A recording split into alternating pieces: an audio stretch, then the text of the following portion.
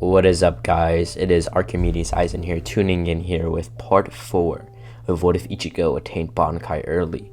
Now, so actually, like I said, it'll be part 4, but recently I've been really taking a liking to Bleach What Ifs in general. They've just been more infatuating to me, and just doing like What If Ichigo got Kyoko's Fugetsu or stuff like that, that is just way more fun than doing Naruto What Ifs where you do the same tuning exams over and over, Like, I'm still gonna do Naruto What Ifs, and I might do some My Hero What Ifs, but for now, I'm still gonna, do some Bleach What Ifs on the side.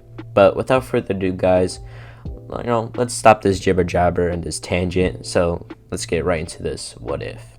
Now, we actually resumed this What If right after Ichigo and his friends came to Hueco Mundo.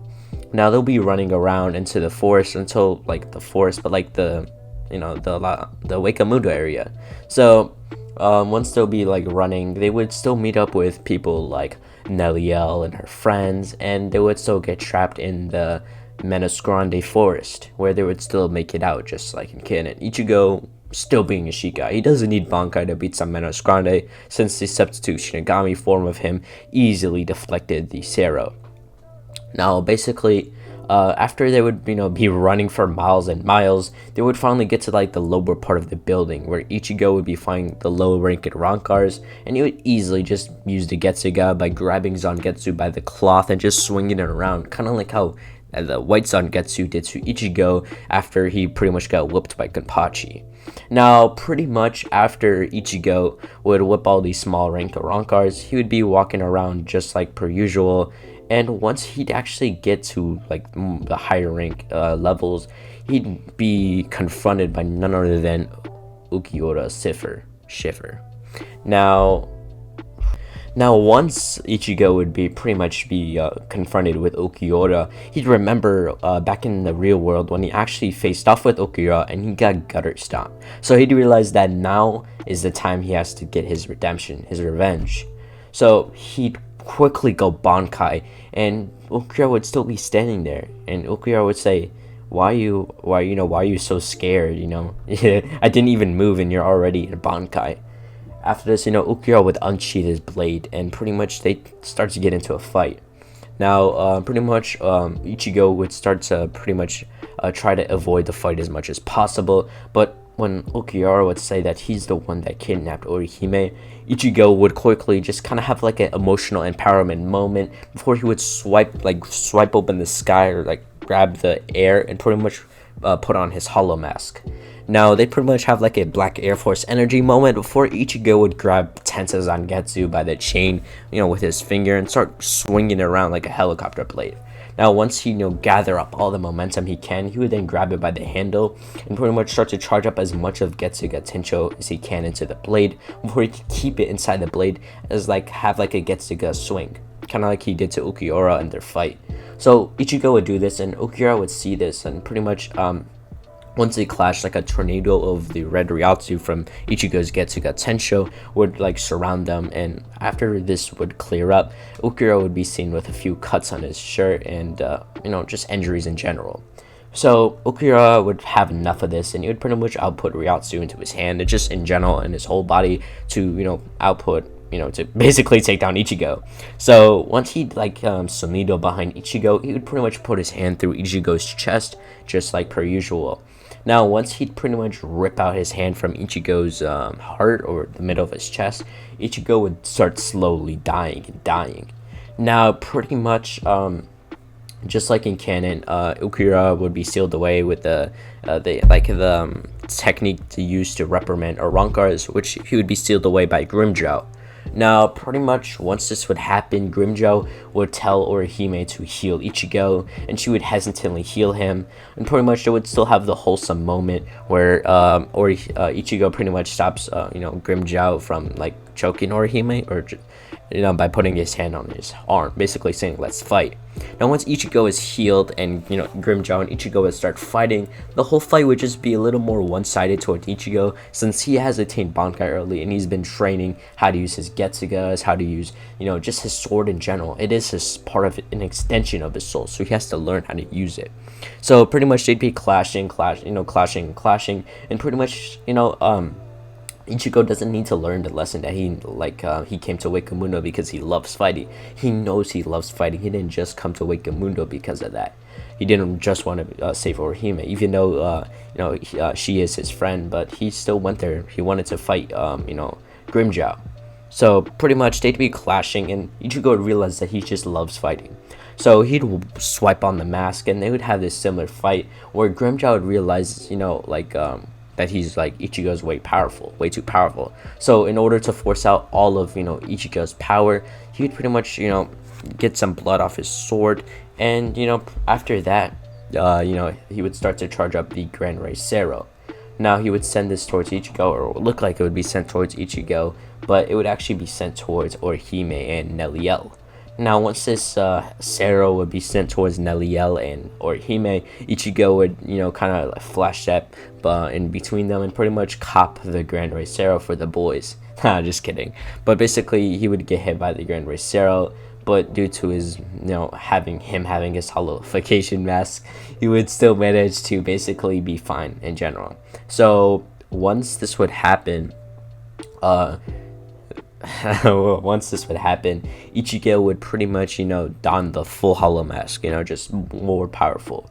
So once this would happen, Ichigo would pretty much charge towards Grimmjow before he would basically slice open Grimmjow's chest, ending the fight in general. Now once he'd end the fight, pretty much Grimmjow would be knocked out and Ichigo would be standing over his body victorious, before out of nowhere a huge blade would be stabbed into Ichigo, or it would look like it'd be stabbed to Ichigo before Ichigo would quickly kind of like react to it and put his sword up to defend himself. Now the blade would pretty much kind of be clashing with Ichigo until the blade would be sent back through telepathic, not telepathic, but the telekinesis waves, like the owner would call the sword back. So the person will be revealed to be Nnoitra Gilga. So pretty much Ichigo and Nnoitra would start fighting, with Ichigo pretty much slowly losing his energy, and he would unfortunately get defeated. Now Neliel will have her moment where she'd be shown as the former third Espada, and she would transform into her form, which would pretty much be like her adult form. Which, not gonna lie, I mean, we ain't gonna talk about her form. Got me acting up. Nah, just kidding. But after Neliel would transform, she would pretty much use her resurrection and eat the Zero that Nnoitra sent at her. So and she would send it right back and quickly defeat Nnoitra, or look like he would defeat him. So after this would happen, Nnoitra would still be able to be alive, and after this, Kenpachi would come in and they'd have a fight just like canon, and Kenpachi would start to slowly stop unconsciously suppressing his power. Jeez, I just let out the biggest burp of my life. Now, pretty much the fight would go to canon with, like I said, Kenpachi, slowly starting to release more of his power before I pretty much got the biggest burp of my life. So after, this would happen, Stark would still kidnap Orihime like in canon, and Ichigo would be personally offended by this, since all his life he knew Orihime, and we ain't gonna talk about the canon shit, alright? So after this would happen, Ichigo would head towards the tower after Aizen had Kaname use Bakudo number 77 Tentakura to send like a message to all the captains and pretty much tell him that they're all trapped into Hueco Mundo and they'll be heading towards Karakura Town. Now, Kenpachi would tell Ichigo to head towards the tower where Orihime is being held. Now Orihime would pretty much be held there, and Ichigo would be there, and Ichigo and Ulquiorra would be facing off. They're ready to see if who's stronger. So Ichigo would say, once I defeat you, that means I'm stronger than all these Espadas, right? I mean, aren't you number one, right? After this, Ulquiorra would say, it seems you misunderstand the power system and the rankings of the Espada. He would then pretty much rip open the top of his shirt, or the small piece of it, and it would show that he's actually number 4. Now Ichigo would have like a wholesome shock moment, and he'd be like, "Nani? This guy's only number 4?" So after this, pretty much Ichigo and Ulquiorra would start to fight. Now Orihime would just be watching in the background, but Hime would still have that moment where she pretty much blocks Ulquiorra's attacks, but Ichigo would quickly reassure her, telling her that he'll be able to defeat, what's it, Ulquiorra. Yeah, I had a brain fart there. But basically, after Ichigo and Ulquiorra would start clashing, Ichigo would pretty much go Bankai, and after he would like barely miss the blade from taking off his head, he would put on the holification mask with an explosion of Ryatsu. Now, Ulquiorra in his head says, "Why do I feel this? I feel this, this need, this, excitement to keep fighting him." He says, "Is this what Grimmjow and Nnoitra feel when they ever fight anyone?" He'd pretty much quickly dismiss this feeling, and after that, they would start fighting for real. So after Ichigo and Grimmjow would start to clash, when basically the two worst characters in Bleach, Loli and Manoli, would start to pretty much I don't know what you say, bully Orihime. So I don't know, they're just jealous. I don't know, bro. They really want to suck Aizen's dick, but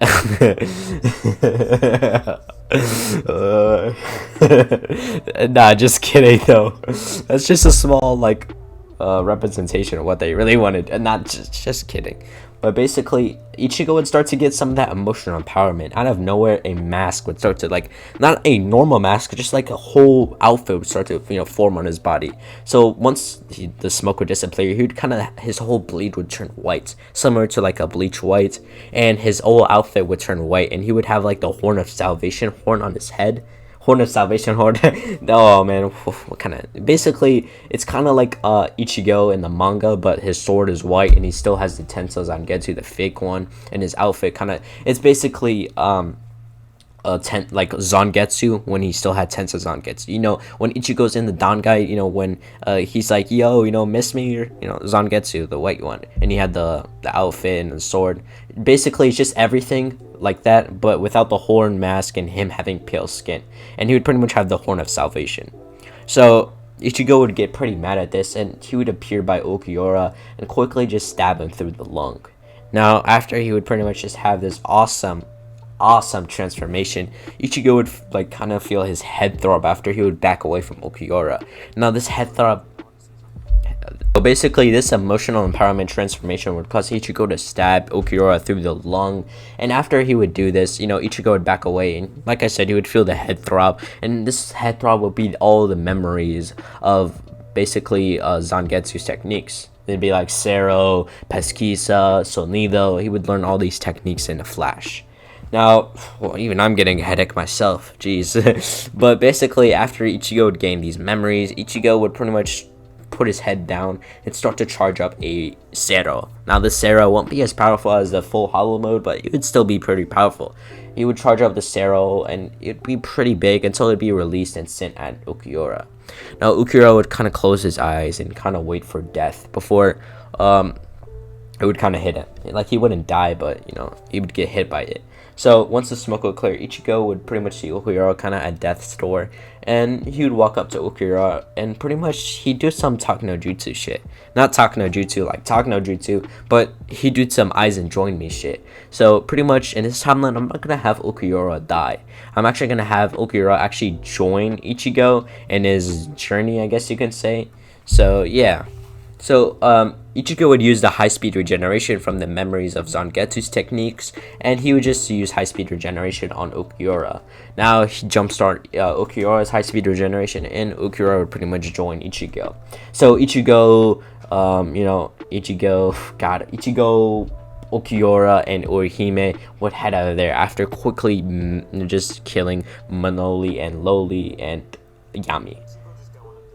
And so just like I pretty much resumed, I basically said Ichigo and Ulquiorra would quickly massacre Loli, Manoli, and Yami, and it would head towards the area. Now, pretty much, Byakuya, Kenpachi would start to be hostile toward Ulquiorra, but Ichigo would kind of walk in front of Ulquiorra and basically say, Byakuya, it's fine. He's our ally.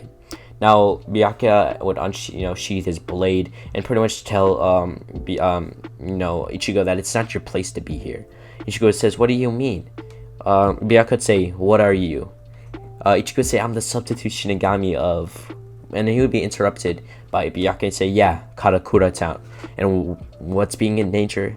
Karakura Town, so just head over there. He'd pretty much say his usual canon shit, and pretty much Unohana would take Ichigo and Ulquiorra and Orihime, or not Orihime. Orihime needs to heal people, but basically they'd walk through the Garganta. Now Unohana would heal Ichigo's wounds, and basically when Ichigo would come out the Garganta, Ichigo and Ulquiorra would kind of do like a double team attack. Ichigo would use the biggest Getsuga he can, and Ulquiorra would use the Lanza del Relapego. I think I said that right. But basically, he would use his second resurrection technique to basically throw a lance at somebody. So this technique would merge and it'd kind of become like a green Getsuga, and like there'd be an huge explosion. And pretty much once it would be cleared, Aizen would still pretty much survive it, and pretty much say, Ulquiorra, I see he betrayed me. It's all good, pretty much Ulquiorra would see all the espadas have been cut down, and pretty much he would receive the news that pretty much Aizen betrayed the espada. So pretty much Ulquiorra would go in his second resurrection form, and this would be like a last foot power that he has. So he'd request Ichigo that he fights Aizen. Now Aizen would say, oh, what's this transformation of power? I've never seen this before. Ulquiorra would start to explain that the second resurrection is when a espada fully submerged in their meaning of their espada name. Like for example, Baragon is like I don't know his symbol, but each espada have a symbol. So once that espada fully submerged in that symbol, they can unlock the Segunda Etapa. Now I just quickly made that up, so yeah, it's not actually true. So Ulquiorra would say that I fully submerged myself in nihilism and emptiness. So he in order for that, he had to get the second etapa. That's basically what he did. So basically Ichigo and Ichigo and Ulquiorra would start fighting. Ichigo and Ulquiorra would start to do tag teams like Lanza del Rapego, Cerro Oscuras mixing together, like double Cerros pretty much. And Aizen would be on the defensive, but he'd pretty much just grab these attacks by the hand, and out of nowhere he'd appear by Ulquiorra, and Ulquiorra would try to throw a Lanza del Rapego, but for some reason Aizen would grab it grab the technique and basically stab Ulquiorra with it. Aizen pretty much say, you were my strongest espada, but it's too bad you didn't stay on my side. It would have been a great deal for you to be one of the Zero Squad members when I became Soul King. Now after this, Ulquiorra would unfortunately die, since it would have been weird to have Ulquiorra survive and then quickly die in the 1,000-year Blood War arc, or in the light novel. So it's pretty hard to explain that. So once this death would happen, Ichigo would pretty much start to transform into his full hollow mode because of this death, since in the whole Karakura Town there wasn't much death, or like just people getting severely injured. So Ichigo would start to transform into his full hollow mode before he would pretty much start fighting Aizen. But Aizen would quickly just grab the horn and just break it out of nowhere. Now Ichigo would get broken out of the mode, and pretty much all the captains would say that they're there to protect Ichigo, and all that fight would pretty much go the same. Now after this, pretty much Ichigo would pretty much see all the captains get cut down, and this will actually be the end of this episode, with like all the captains getting cut down except the head captain, and the head captain would appear with the Nesta Joku, is a technique to like summon pillars of fire. And pretty much Ichigo would see this, and right before the fight would start, this episode would end, like I said. Now I know there was a few pauses in the video, but hey bro, just accept it. Just calm down. Basically I'm trying to make 2 videos today, or like in one day, like 24 hours. So yeah, that's all for you guys. So if you guys like this video, definitely hit that hit that like button and hit the subscribe button. And if you guys really like my videos, then hit the bell button so you can know when I make other goated videos like this. And without further ado, guys, have a good day.